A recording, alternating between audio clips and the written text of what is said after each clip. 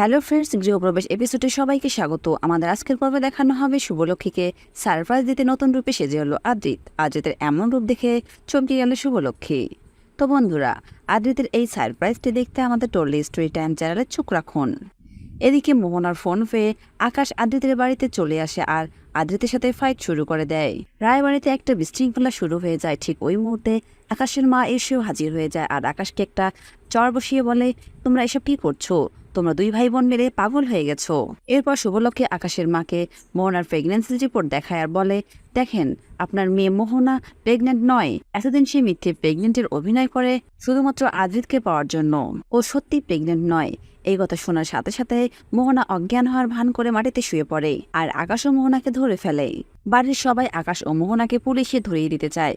এদিকে আকাশের মা অনেকটা ভয় পেয়ে যায় আর শুভর কাছে ক্ষমা চেয়ে নেয়। সবাই বলে, শুভ, তুই ক্ষমা করে দিবি না, ওদেরকে পুলিশে দেওয়াই উচিত। ওরা এতদিন ধরে আমাদেরকে যে যন্ত্রণা দিয়ে গেছে তার কি হবে? এদিকে আকাশের মা শুভর কাছে এসে বলে, মা, আমি তোমার কাছে আমার ছেলে মেয়েদের ভিক্ষা চাচ্ছি। এই বলে পা ধরতে বসলেই শুভলক্ষ্মী আকাশের মাকে ধরে বলে, আপনি এরকমটা করবেন না। মায়ের চোখের পানি কখনো মিথ্যে হয় না। আমি ওদেরকে পুলিশে ধরিয়ে দিব না, কিন্তু আমাকেও কথা দিতে হবে। আকাশের মা বলে, হ্যাঁ বলো, কি কথা? শুভলক্ষ্মী বলে, মোহনা যেন আমার আর আদিত্যের জীবনে আর কখনো চলে না আসে। তখন আকাশের মা বলল, না, মোহনা আর তোমাদের জীবনে কখনো চলে আসবে না। আকাশ মোহনাকে নিয়ে হসপিটালে যেতে লাগলে তখন মোহনা একটা চোখ খুলে মনে মনে বলতে লাগে, এবার শুভলক্ষ্মী তুমি জিতে গেলে, কিন্তু আমি খুব শীঘ্রই ফিরে আসব। আমার আয়ান আমারই হবে।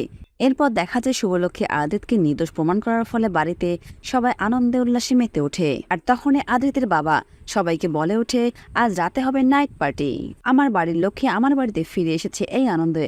আর এই কথাটা শুনে বাড়ির সবাই আনন্দে মেতে ওঠে। আর এই কথাটা শুনে ডোনা অনেক ক্ষেপে যায় আর মনে মনে বলতে লাগে, শুভ, আমি তোমাকে এত সহজে জিততে দিব না। এরপর দেখা যায় যে রাতের পার্টির আয়োজনের মধ্যে শুভলক্ষ্মী লাকি সেজে যে অ্যাক্টিং করেছে সে উপলক্ষে তাকে ক্রাউন পরানো হয় আর সেখানে আদিত্যের বাবাকেও ক্রাউন পরানো হয়। এদিকে আদিত্যের বাবা আদিত্যকে দেখতে না পেয়ে আদিত্য কোথায় খোঁজ করতে থাকে। আর তখনই সেখানে হাজির হয় আদিত্যের এমন রূপ দেখে বাড়ির সবাই ভয় পেয়ে যায়। এরপর শুভলক্ষ্মী আদিত্যকে বলে ওঠে, আদিত্য, তুমি এটা কি করেছো? তুমি চুল কেটে ফেলেছো কেন? আদিত্য শুভলক্ষ্মীর এমন চেহারা দেখে মজা পেতে থাকে। আদিত্য বলে, তোমার বরের দিকে যাতে কেউ নজর না দেয় এজন্য আমি চুল কেটে ফেলেছি। কথাগুলো শুনে বাড়ির সবাই হাসতে থাকে। আর তখনই শুভলক্ষ্মী রেগে গিয়ে আদিত্যের গানেরে বলতে থাকে, তুমি কেন করেছো এটা? তোমার এমন রূপ নিয়ে কিন্তু আমার সঙ্গে থাকতে পারবে না। এই কথাটা শুনে আদিত্য সাথে সাথে শুভকে জড়িয়ে ধরে বলে, অভিনয় কি তুমি একা করতে পারো?